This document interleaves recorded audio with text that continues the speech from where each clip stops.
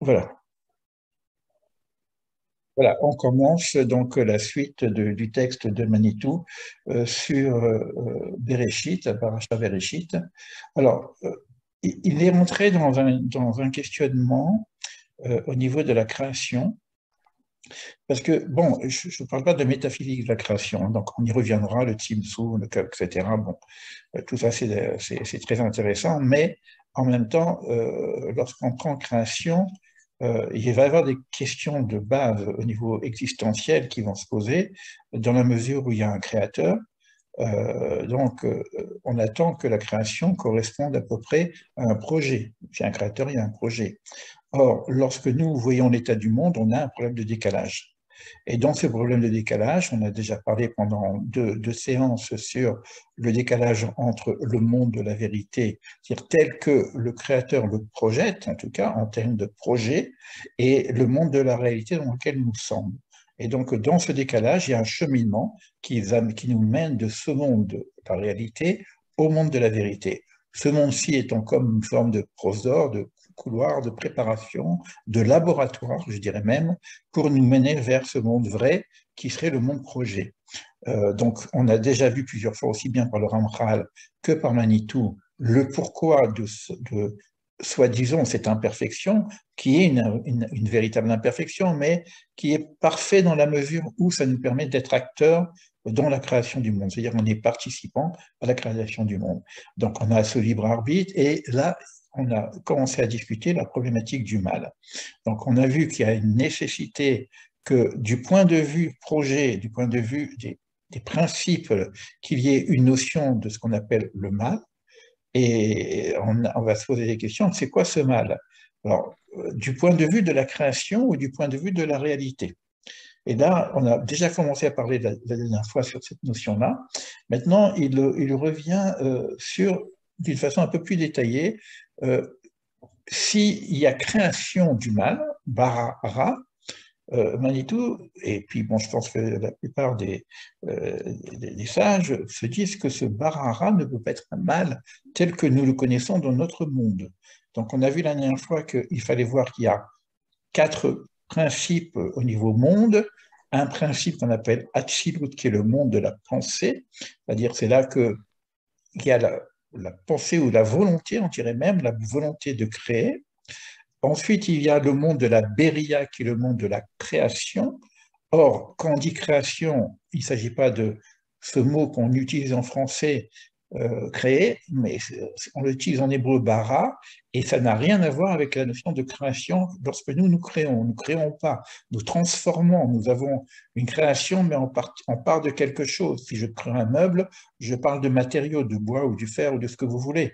Mais en tout cas, je pars de quelque chose. Donc, je n'ai pas le mot création. Donc, je suis plutôt dans la transformation des choses, etc. Donc, le mot bara, c'est ex nihilo. On en avait parlé, il y a un cours sur ça, ex nihilo. Il y a quelque chose qui apparaît comme ça presque du rien. Et ensuite, il y a la Yeshira, qui est le monde de la transformation, et la Asya dans lequel nous sommes. Et on a vu la dernière fois, je fais un petit résumé, que lorsqu'on dit barara, ce rat en question n'est pas un vrai mal. Il est une nécessité, et on va voir de quoi il s'agit. Après, et on dira même que le monde de la création est bon. Tout est bon, même la notion rat, elle doit être bonne, c'est une création divine. Par contre, quand ça arrive à notre monde, il va y avoir des véritables mots ou quelque chose qu'on pourrait appeler le mal. Et dans l'entre-deux, il y a une forme de monde qu'on appelle le monde de la formation, où c'est moitié-moitié. Voilà. Donc ça, c'est ce qu'on avait déjà vu. Je le dis rapidement, il suffit de revoir la vidéo qui est assez courte, hein, de la dernière fois, qui fait à peine une demi-heure. Là, je ne sais pas si je vais dépasser la demi-heure, c'est probable, mais en tout cas, sinon, je couperai peut-être en deux la vidéo. Donc, donc, je suis paragraphe 3, la finalité du mal, condition de l'existence pour l'obtention du mérite d'être. Donc, ça, c'est aussi du Ramchal on avait vu. Hein. Il y a une notion de mériter l'être que nous sommes, c'est-à-dire on va participer à notre propre création. Donc, d'où cette notion d'imperfection, de décalage entre le projet et notre réalité. Alors maintenant, la question qui a été posée ici, c'est marqué Ose Shalom ou Borera. il fait la paix, il fait. Lorsqu'il y a action, il fait. Donc, c'est dans le monde de la science, ça ne peut être que la paix, que la plénitude, que la complétude. Par contre, au niveau du monde de la Veria, de la Barara, d'accord. Donc, lorsqu'on dit Borera ou Barara, ça c'est une question comment dire, grammaticale, hein, le passé ou le présent, ce bara, il s'appellera. Alors, donc, on va essayer de voir ça. Donc, il crée le mal, cela veut dire qu'à la racine du rat, donc au niveau de la Beria, ce mal n'est pas un mal, on l'appellera. Il faut ici citer l'enseignement donc, du Rav Ashlag, donc il va reprendre tout l'enseignement du Rav Ashlag maintenant, auquel Manitou fait allusion, que nous appelons en bas le mal. C'est au contraire, donc au niveau de la Beria, l'une des conditions de l'existence. Il ne peut pas y avoir d'existence s'il n'y a pas ce rat. Rappelez-vous la question déjà posée pour la finalité la finalité des personnes qui sont ce qu'on appelle des mécréants. Donc, on va voir que quand ça va descendre dans notre monde, on va avoir une véritable situation difficile. Alors, essayez déjà de comprendre cette notion-là. Il ne note pas ici que le principe de création, c'est aussi le principe de la matérialisation. Donc, il y a déjà matériel spirituel. On pourrait entendre déjà que ce qui est matériel, fermé sur lui-même, c'est du rat. Et ce qui est spirituel, ouvert, la plénitude, la grandeur, etc., c'est du tov. Donc on est tov et rat. Ça, c'est une première notion. Notre notion pour la création, j'en parle déjà, on a déjà parlé ensemble qu'il y a une notion de tzimtzum, qu'il ne peut pas y avoir de place pour le monde puisque le créateur, l'émanateur, prend tout l'espace du monde.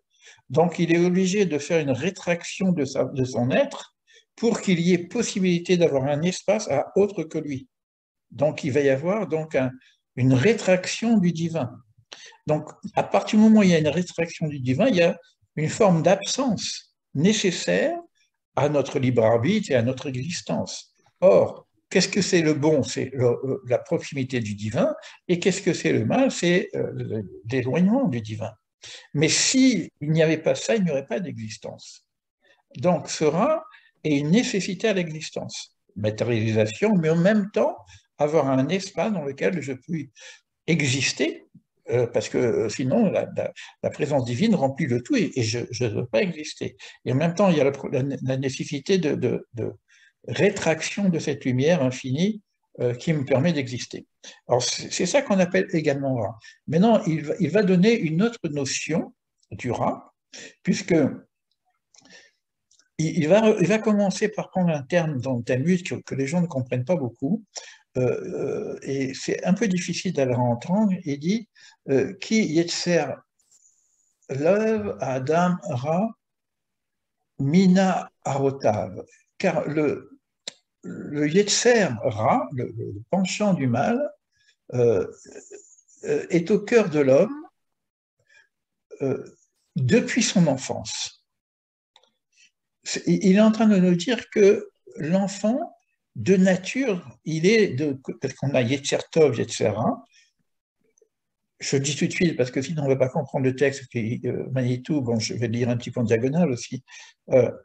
Yetzer Tov, c'est la notion du donner. Yetzer Ra, c'est la notion du recevoir. Or, un enfant, et nous tous, nous avons ce besoin de recevoir. Bon, c'est naturel.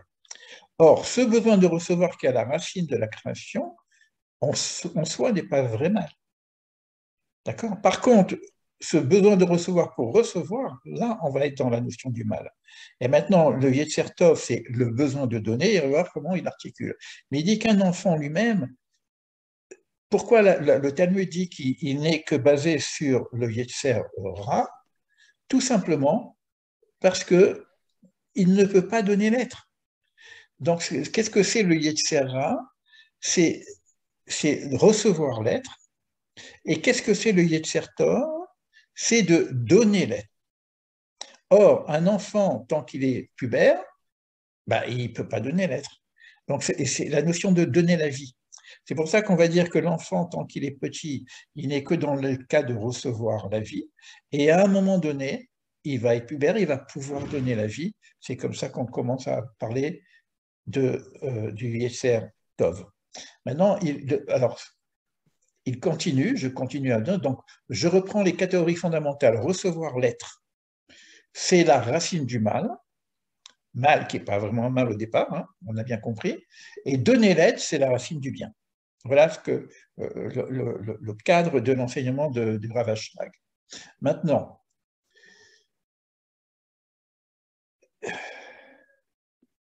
si je ne suis pas capable de recevoir l'être, c'est l'existence, c'est mon existence qui est en jeu ici.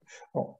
Donc, si je ne suis pas capable de recevoir l'être, à ce moment-là, ben, je ne peux pas exister.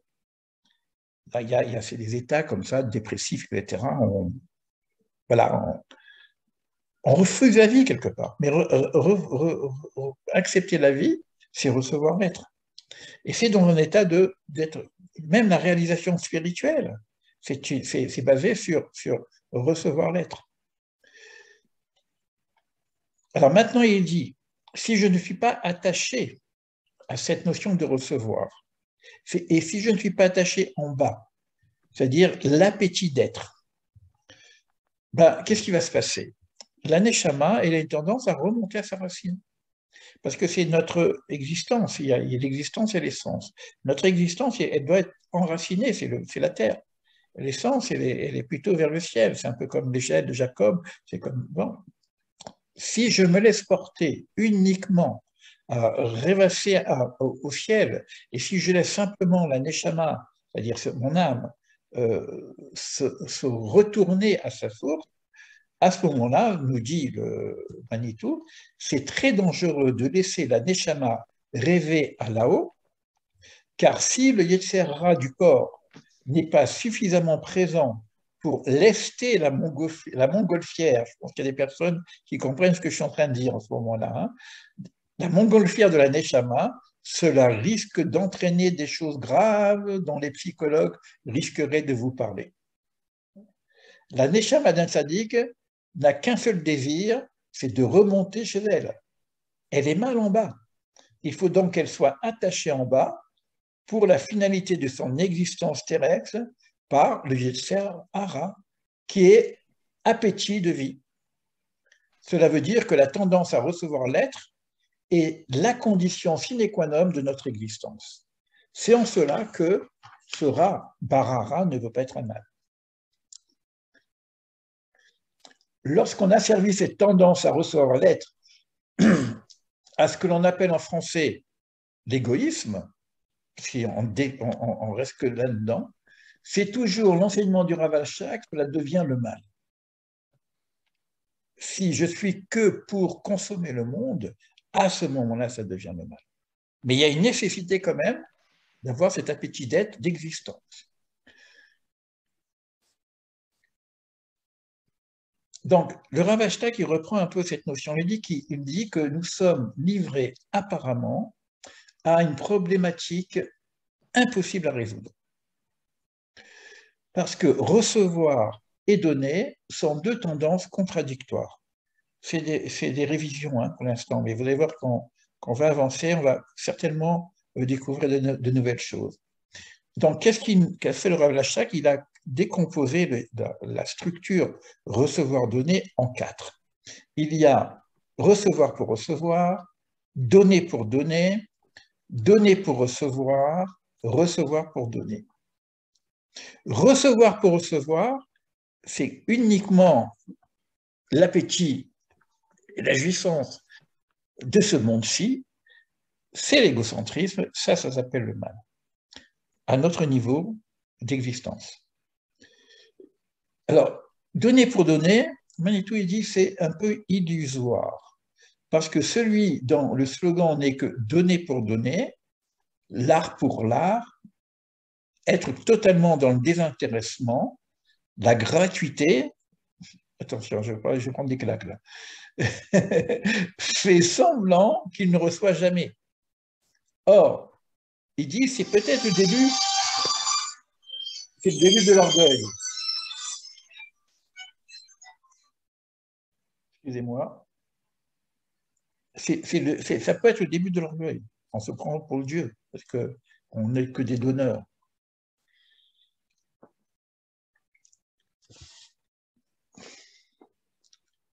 Alors, cette deuxième position par laquelle il faut passer pour arriver à la troisième, qui est de donner pour recevoir. Bon, c'est déjà intéressant parce que je donne et je reçois. Vous voyez le mot noten, vous l'écrivez d'un côté, vous l'écrivez de l'autre, ça va dans le même sens. Noten, noten. Quand tu donnes, tu reçois. Alors, il dit que évidemment, la finalité, c'est de recevoir, puisque je donne pour recevoir. Ça paraît un petit peu intéressé comme affaire. Mais c'est comme ça que ça marche. Au départ, l'être, il a besoin de recevoir. Et pour l'entraîner à donner, on va faire des slogans religieux. Si tu donnes, tu recevras. Si tu donnes aux pauvres, bah, tu te crées un capital, un bénéfice dans le monde spirituel. Un enfant, pour étudier, tu lui dis, bah, écoute, si tu fais ta leçon, je te donne des sucettes ou ce qu'il aime bien, ou des jouets, je ne sais rien, quoi. Et l'homme, il est aussi comme ça. Il est aussi dans ce cadre de besoin de recevoir. Alors, on va lui proposer des slogans comme celui-ci. Il dit, même pour ça, pour les enfants au niveau d'éducation, ils ont le droit d'avoir envie de recevoir.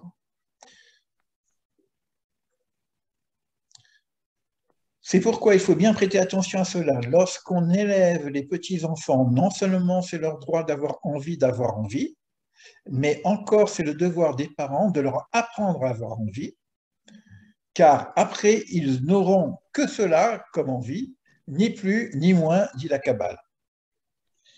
On prépare les récipients. Ça, c'est d'après la Kabbale. L'enfant, jusqu'à l'âge de 7 ans, on prépare le récipient.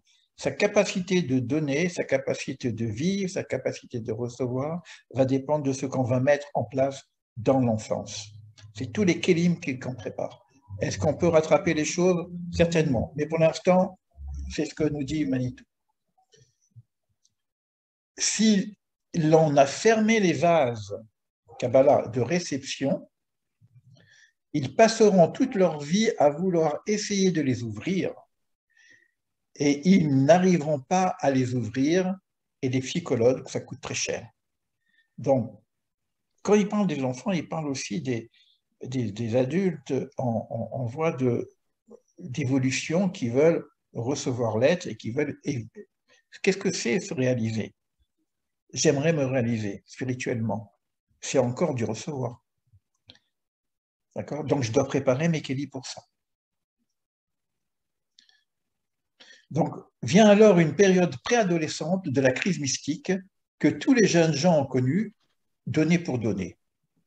À un moment donné, ça passe. C'est une crise par laquelle il faut passer, mais qui est très dangereuse, car si l'on s'en sort pas, on bascule dans l'illusion que j'ai décrit tout à l'heure, dans ce qu'il disait tout à l'heure.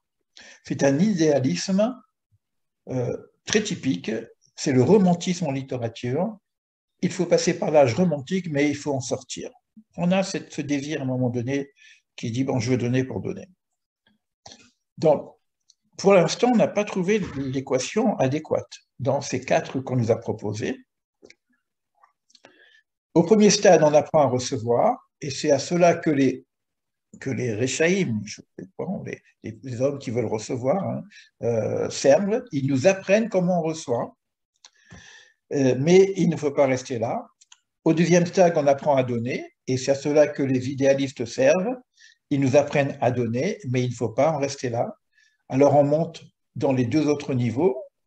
Ça fait selon les étapes chronologiques des âges de l'enfant jusqu'à la maturité. C'est une analyse très importante mais qui nous prendrait trop de temps, donc qui ne rentre pas dans l'analyse psychologique. Et là, il arrive donc à la troisième notion qu'il appelle l'odishma, qui n'est pas une vertu authentique puisqu'elle donne pour recevoir. Mais comme on a vu tout à l'heure, c'est pas très joli, mais c'est indispensable.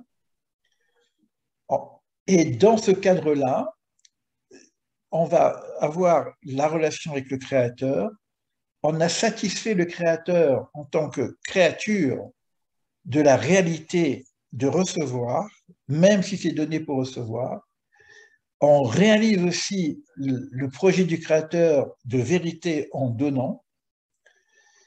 Et nous arrivons donc à la fin de cette proposition qui serait du fait que j'ai besoin de recevoir et que j'ai besoin de donner. Maintenant, je vais mettre le focus sur le donner, mais pour donner, il faut recevoir.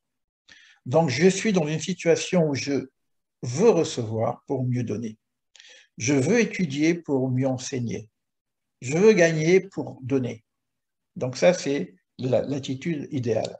Mais l'autre attitude qui est très intéressante, maintenant qu'on a compris qu'on a ces deux tendances, Yetzer Tov et Yetzer Ra, ici, l'enseignement que nous donne le Rav Ashlag, et puis c'est un enseignement d'humanité en même temps, il nous dit que le créateur, du fait qu'il a créé ces deux tendances, il voudrait qu'on le serve de ces deux tendances. Et il reprend le terme, je crois qu'on a déjà vu cette chose-là, il reprend Ve'afta et Hashem lecha bechol levavcha. Et tu aimeras ton Dieu, Elokecha, bechol levavcha, de tout ton cœur. Or, le mot cœur, il y a une faute d'orthographe, hein, il y a deux bêtes, deux vav, deux vêtes. Donc les vav, normalement on lève, c'est la med bête. Et là, on a la med, bête, bep, et puis ra pour dire ton cœur.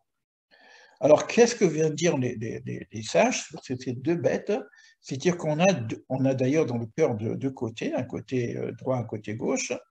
Mais il y a un côté qui est propre et un côté qui est aussi d'épuration. Hein, ça, c'est la fonction du cœur.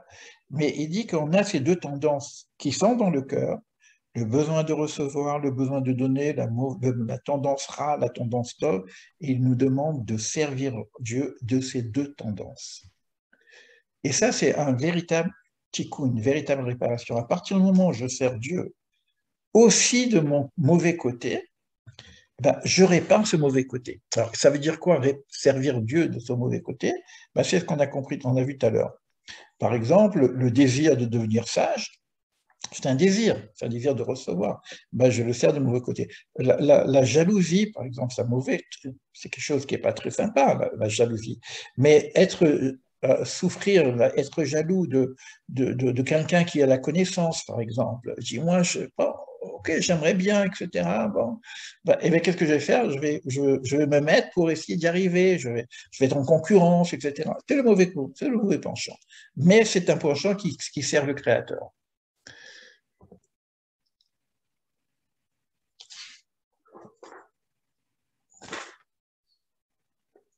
Voilà, donc ça c'est l'essentiel de cette introduction sur la notion du bien et du mal. Alors, c'est à nous maintenant de réfléchir dans notre réalité de ce monde ici. Qu'est-ce que je fais avec ça? C'est très concret, hein.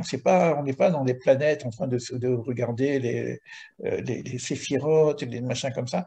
D'ailleurs, dans les séphirotes, il va y avoir maintenant deux principes du bien et du mal.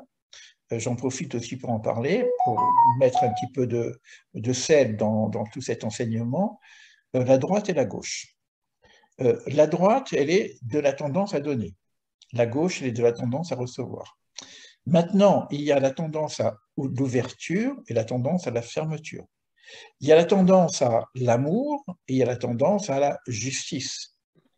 Et là encore, on va retrouver encore cette notion qui s'appelle bien-mal, mais ce n'est pas du mal. La justice, ce n'est pas du mal. Être juste. Donc c'est très rigoureux, mais ce n'est pas du mal. Il y a le côté masculin et le côté féminin. On ne peut pas dire qu'il y en a un qui est mal et un qui est bon. Mais il y en a un qui est de l'ordre du Ra et l'un qui est de l'ordre du Tov. Il y a l'émanateur, il y a le receveur. Le féminin reçoit quelque chose du receveur pour pouvoir enfanter, par exemple. Donc on a encore cette relation masculin-féminin qui est encore Tov et Ra. Finalement, cette notion du Tov-Ra, qui est l'arbre de la connaissance aussi du Tov et du Ra, de la connaissance du bien et du mal, c'est notre réalité actuelle. Alors, on peut planer un petit peu sur l'arbre de vie, etc., l'unicité de toutes choses, etc., il n'y a que du bien, etc. C'est aussi un mensonge par rapport à notre réalité. Et Manitou est très clair, à partir du moment où je mange, je mange. Je mange pourquoi? Pour nourrir mon corps. Et puis, si je n'ai pas à manger, je peux pas parler de spiritualité si je ne mange pas. D'accord. Toute la pyramide de Maslow, par exemple, qui sont les besoins fondamentaux de l'être humain, sont organisés au niveau du besoin de recevoir. Besoin physiologique, besoin de reconnaissance, besoin d'appartenance, besoin de réalisation même. Donc même le besoin de réalisation est encore un besoin. Donc on pourrait dire que toute la pyramide de Maslow, qui est connue aujourd'hui au niveau des ressources humaines, est organisée sur la question existentielle. Maintenant, c'est à nous de voir que au-delà de l'existence, il y a l'essence. Et là, dans cette essence-là, parce que je vais être au niveau de la nature spirituelle, la nature spirituelle, elle est de donner. Donc, on va inverser la pyramide de Maslow et on est maintenant dans un besoin de donner. Et on va avoir les mêmes processus. On va créer des communautés, on va essayer de trouver, on va monter des écoles, on va essayer d'enseigner des choses, etc., qui est dans le besoin d'émaner, d'apporter. Donc, quand je reçois quelque chose, quand j'étudie quelque chose, l'idéal, c'est de pouvoir reformuler les mêmes choses dans le sens du donner. Donc, on aurait une forme de double pyramide, une pyramide des besoins existentiels et une pyramide des besoins de l'âme, quelque part. Et ce serait pratiquement tous les enseignements que j'essaie en train de travailler d'ailleurs, hein, puisqu'on avait créé une école qui s'appelle Coaching existentiel, et aujourd'hui on a essayé de travailler sur les besoins de l'âme. Mais quand je parle besoin, est-ce que l'âme a besoin de recevoir? C'est là qu'il faut qu'on commence à réfléchir. Qui a besoin de recevoir, sinon la personne? Donc, quel est le besoin de l'âme? Le besoin de l'âme est le besoin naturellement de retrouver sa source, donc de se rapprocher du divin. Mais comme elle est créée aussi à l'image du divin, et que le divin, lui, il n'a pas la tendance à recevoir, il ne reçoit rien.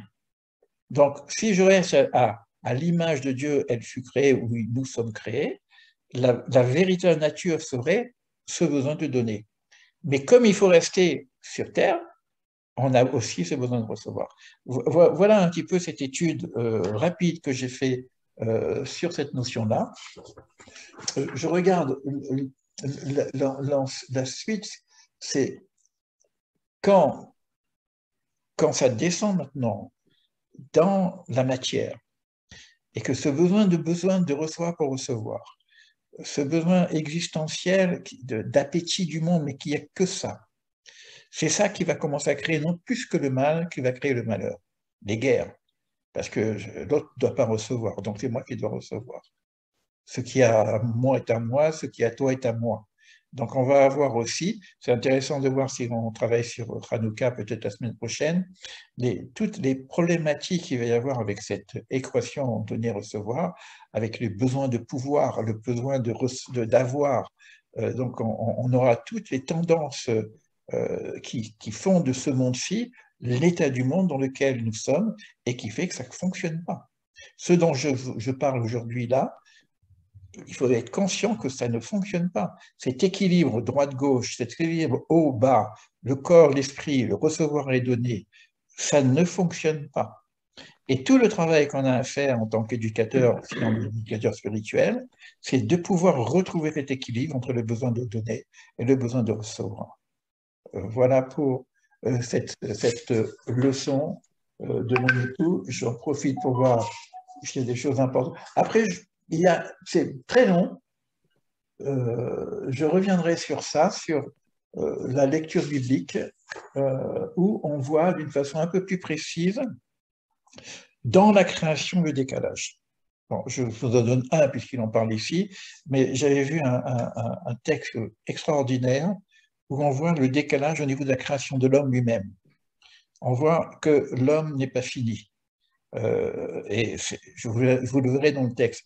Mais je vous donne l'exemple, dans les 6 jours de la création, il y a un décalage toujours entre Vayomer Elohim et Dieu dit que cela soit, et ce qui arrive est différent. Je l'avais dit la dernière fois, mais je le redis là en conclusion.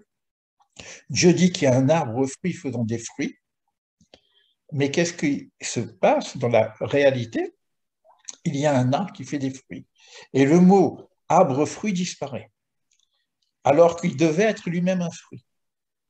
Et vous allez voir au niveau de Tselem Elohim, de Mouti Elohim, à l'image de Dieu, etc., qu'il va y avoir des choses qui vont disparaître au niveau de l'homme aussi.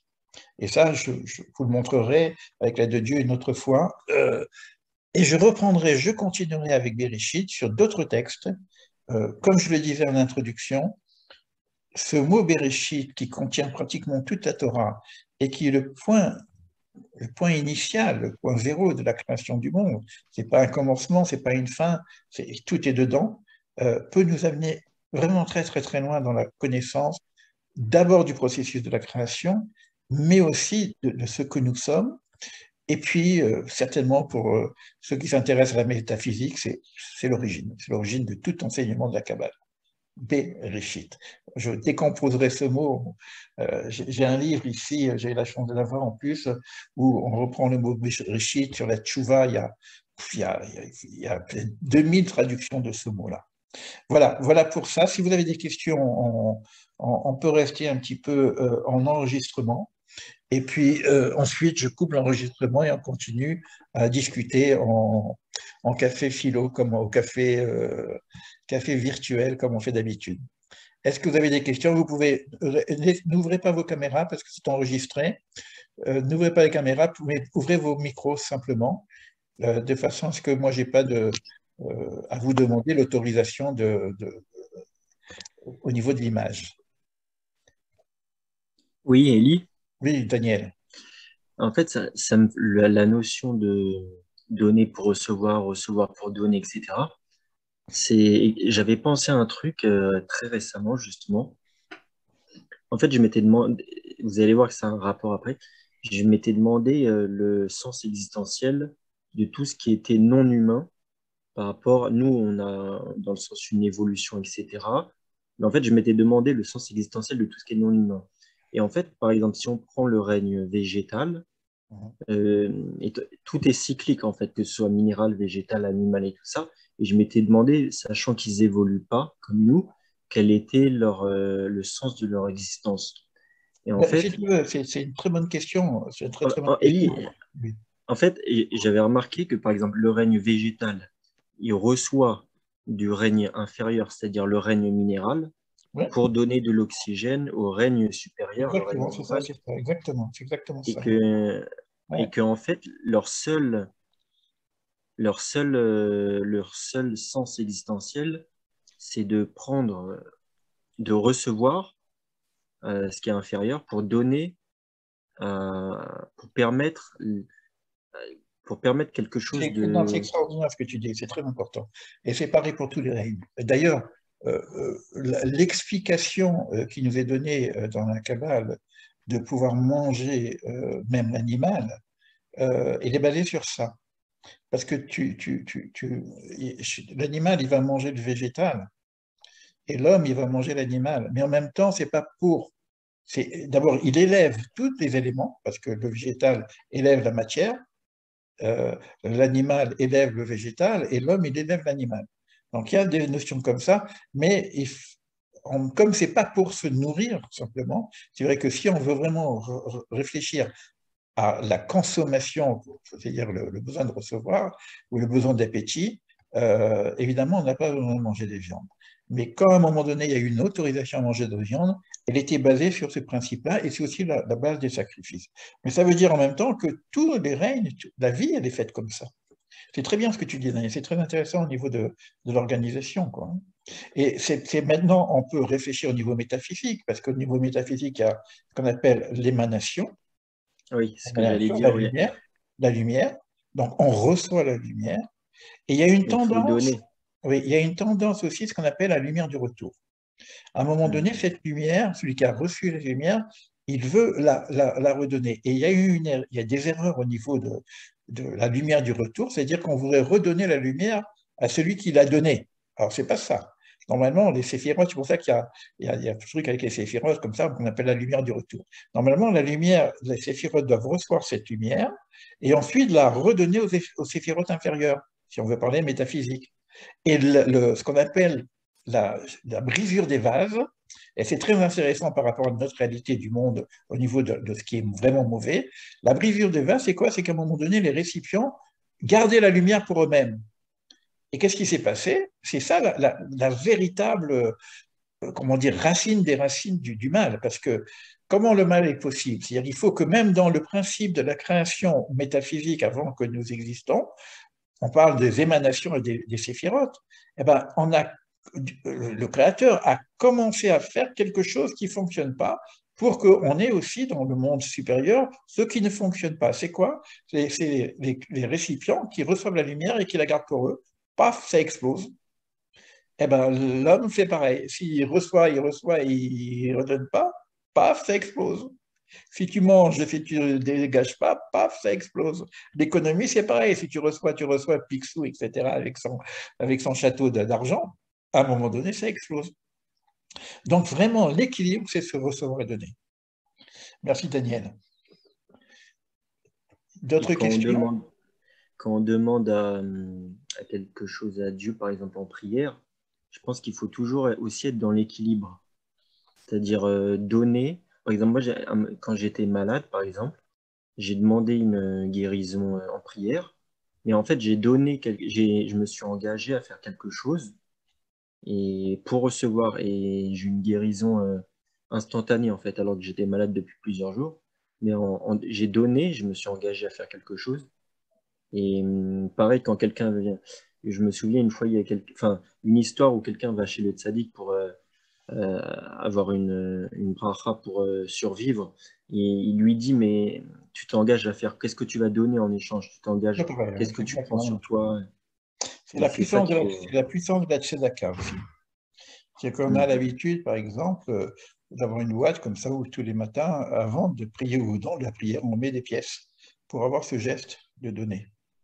Que dans la prière, quelque part, alors en général, dans la prière, par exemple, on ne fait pas une prière personnelle souvent, on fait une prière collective. D'accord? Mm. Donne-nous la connaissance, donne-nous la santé, Oui, donne-nous la parnassa, donc la subsistance, donne-nous, mais pas donne-moi. Et il y a de temps en temps des petits passages où on peut parler pour soi. Et quand vous faites une prière pour quelqu'un d'autre, ça marche beaucoup plus fort que si vous le faites pour vous-même. Et si vous avez un besoin, par exemple, quel qu'il soit, on va dire que ce soit la subsistance ou la santé, vous demandez la santé pour quelqu'un d'autre. Mais comme vous êtes le canal de la prière, eh ben, vous recevez en même temps cette notion-là. Il y a d'autres questions?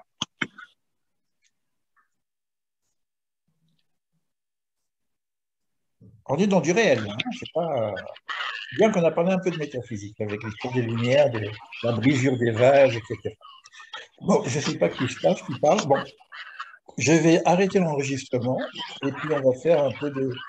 J'ai l'impression que lorsqu'on arrête l'enregistrement, les questions essentielles arrivent après. Donc voilà, j'arrête l'enregistrement et puis on échange encore un petit peu.